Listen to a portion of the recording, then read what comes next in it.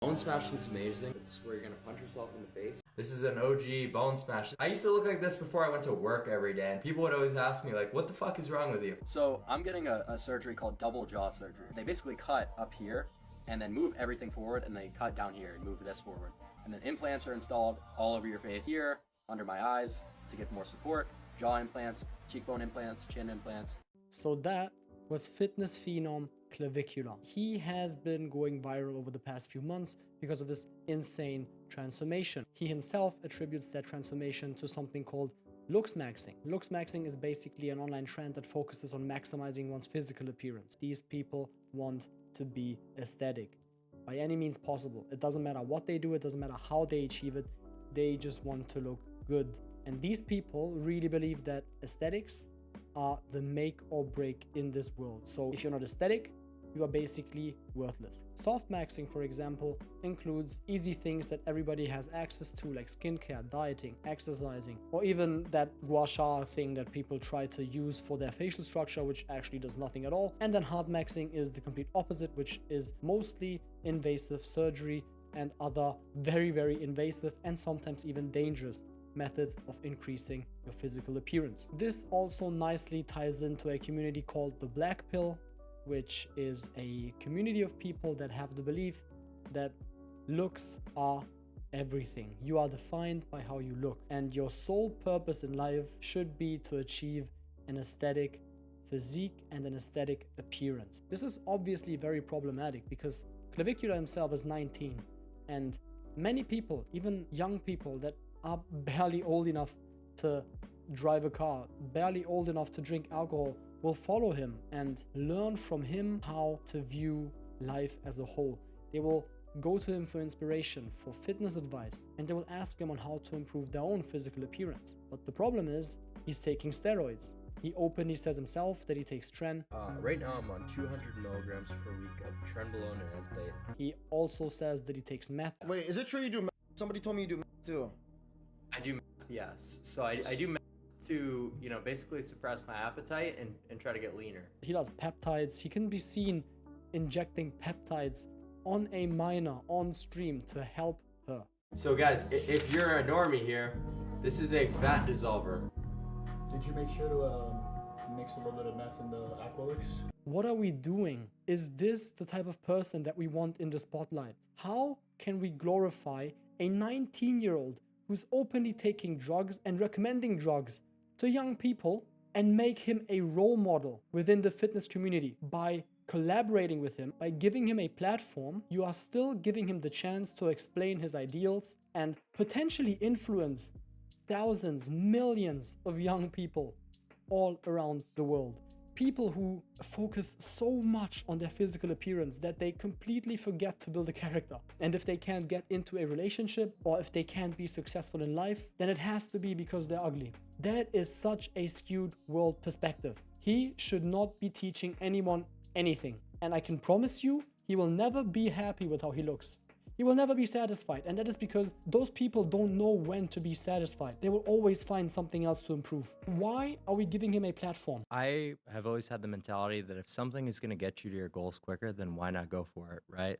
So when I was a kid, obviously I wasn't the most well-versed in pharmacology, so I didn't exactly know what I was doing, but I knew that it would help me get to the place I wanted to be. And that is the exact mentality that will at some point come back to haunt you, because sometimes things that are desirable take a good amount of effort. He is someone that doesn't want to put in any effort whatsoever, because for him, the process doesn't matter. It doesn't matter how he gets to his goal. The only thing that's important to him is the outcome.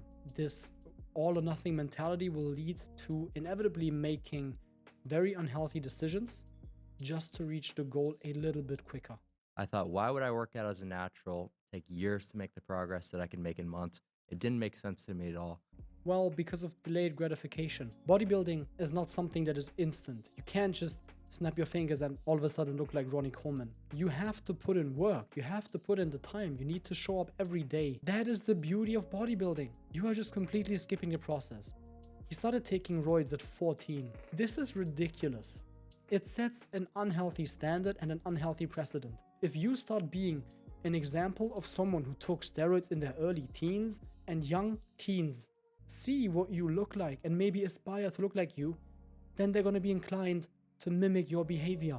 That is a dangerous game to play. It's a dangerous philosophy to follow, because that mindset will create a horde of hedonistic young teenagers that don't care about anything but the result.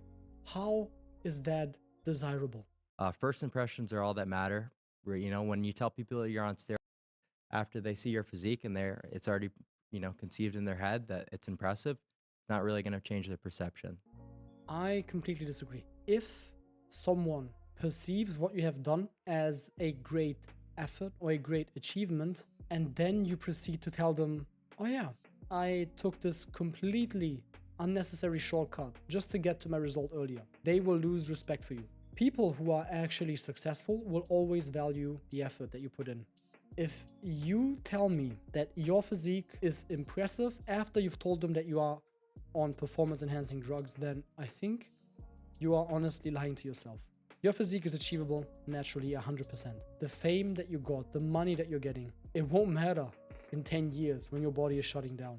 You fucked up your whole hormonal balance just by starting testosterone at 14 years old. Whatever you do, it won't matter, because you won't leave anything but a sad example of what not to do. And I hope that somehow you can set the counter trend to this epidemic of steroid abuse and chasing vanity over actual substance. Why are you spending $100,000 on surgery to go from 6'2" to 6'6"? I've always valued presence super, super highly, right? You walk into a room, people notice, right? I'm someone who wants to be the best, right? And I'm willing to do whatever it takes to get there.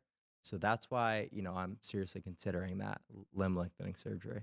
Okay, nobody will notice a difference from 6'2 to 6'6. Be it 6'2, 6'3, 6'6, 7'5, I don't care. You walk into a room and you exude confidence because of the achievements that you built. How can you be proud of those achievements? Because you know that you put in time and effort to get them. You haven't.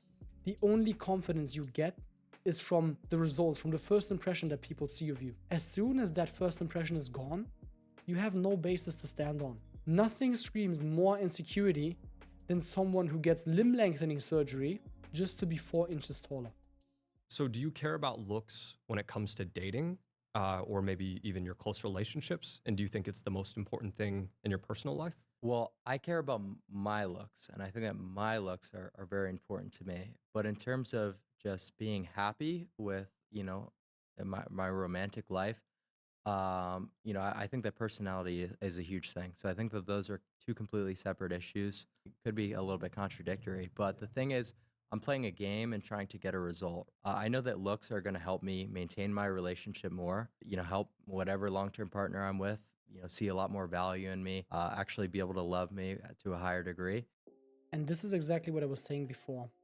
This is the unsecure teenager that I see in him, because he may look older than me now, even though he's younger than me. He may look older because of his steroid use, but you can tell by the way he behaves and by the way he talks about himself. First of all, it's not a game. Love is not something you need to play. You don't need to manipulate anyone. You don't need to have a strategy for it. It's growing and building something together, and it's loving the other person for who they are and not for who they could be or for who you want them to be. Saying that you don't care about your partner's looks as much shows me that you do have some emotional maturity inside of you, and you do know that looks are not the end-all be-all, which is kind of contradictory to your whole black pill looksmaxxing ideology bubble. In the end, you are still insecure about yourself because you measure your own self-worth, your own value, solely based on how you look. By saying that your partner can see more value in you as a partner in a relationship because of how you look is very, very sad. Your partner shouldn't be looking for value in vanity. Your partner should be looking for what you can provide, for what you are already bringing to the relationship. Looks are just a nice benefit. What makes or breaks a relationship is not the way you look, but the way you behave. The security and safety that you can make someone feel. The fun that you can have together. All of your calm moments, your chaotic moments. Everything you experience together. Your shared goals, beliefs, the future you want to build. That makes or breaks a relationship. You are very unhappy with yourself and you measure your own standard by measures of perceived societal value. You can use as many studies as you want for the peptides you recommend or for the maxilla maxing strategies. But in the end, what you really need is some good therapy.